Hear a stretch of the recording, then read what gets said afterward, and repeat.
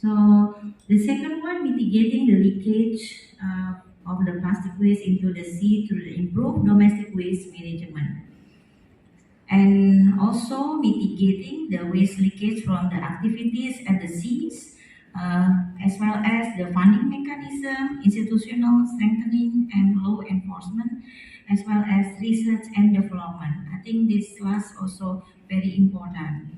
So we have quite brought to mention that within the last 4 years until end of the 2022, we have we have success in reducing about 36% of plastic waste leakage to the ocean or to the sea, and expected to reach more than 40% reductions by the end of 2023.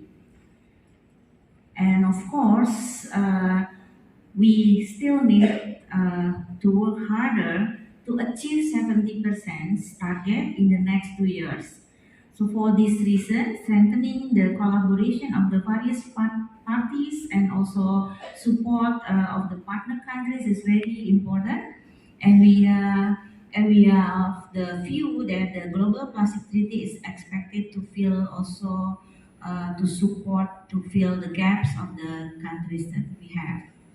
So if you can see here, 30 almost 36% is already reducing the number of the leakage of the plastic waste that we have our baseline in 2018 about 650,000 tons.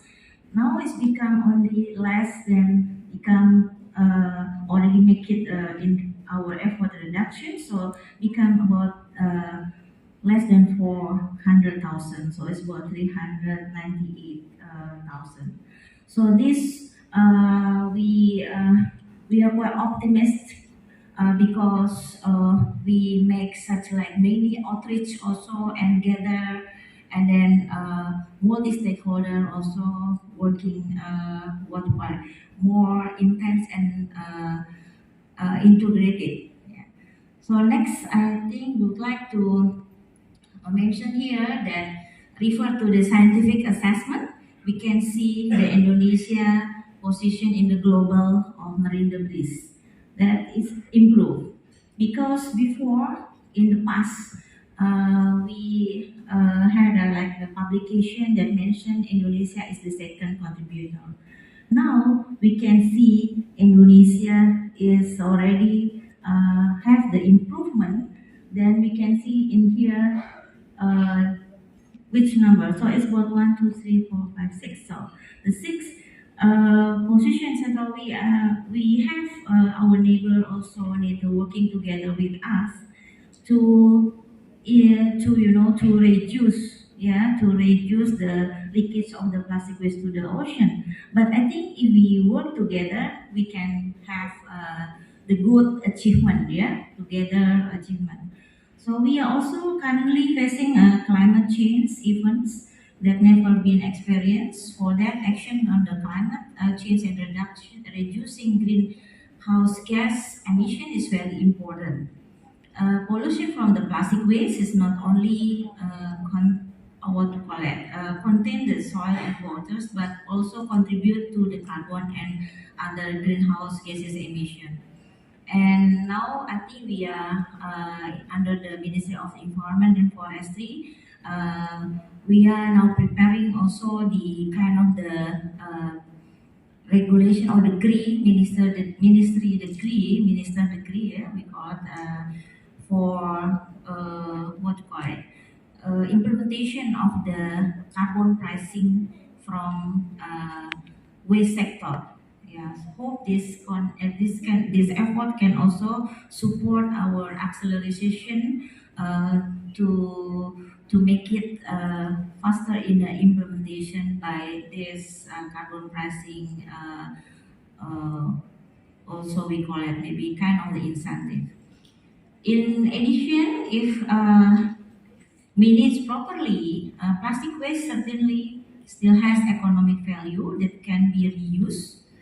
The form of the recycling material, recovery, and the new energy sources. We need to encourage the establishment of an integrated waste management ecosystem from upstream to downstream to ensure all the components are connected to one another, including plastic production and also packaging industries.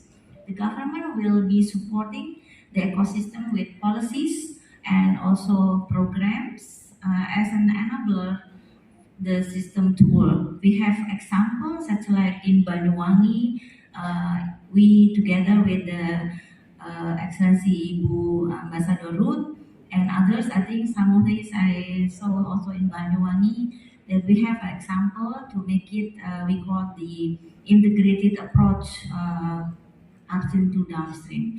But also in Bali, we try to develop this kind of the approach. But then I think in Denpasar is quite a lot of garbage, much more than Banyuwangi. Then we need to improve by the time. But I think the roles of the local governance is very important, and also the kind of they would call it off-taker, yeah, partnership with the off-taker is also key for the success of the program.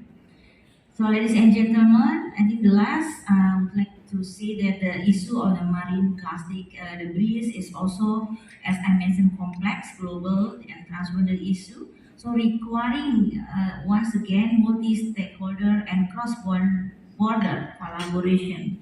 So, this issue cannot solved by one country alone.